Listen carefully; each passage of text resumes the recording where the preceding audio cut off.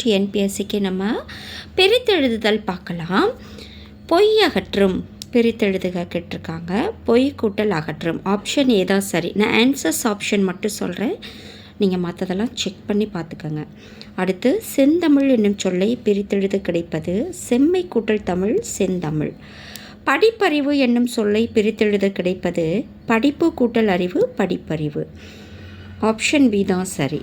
அடுத்து பெயரறியா பிரித்தெழுதுக option C தான் சரி. பெயர் கூட்டல் அறியா பெயரறியா. அடுத்து நீள் உழைப்பு பிரித்தெழுதுக நீள் கூட்டல் உழைப்பு நீள் உழைப்பு. ஆப்ஷன் டி தான் சரி. அடுத்து பாடான் திணை பாடு கூட்டல் ஆண் கூட்டல் திணை பாடான் திணை. ஆப்ஷன் சி தான் சரி. அடுத்து தான் என்று எதை பிரித்தெழுதுறது? ஆன்சர் தான் கூட்டல் என்று தான் என்று. பி தான் சரி. நன்றி அறிதல் என்னும் சொல்லை பிரித்தெழுத கிடைப்பது என்னன்னு கேட்குறாங்க. நன்றி கூட்டல் அறிதல் நன்றி அறிதல். ஆப்ஷன் பி தான் சரி. நன்றி.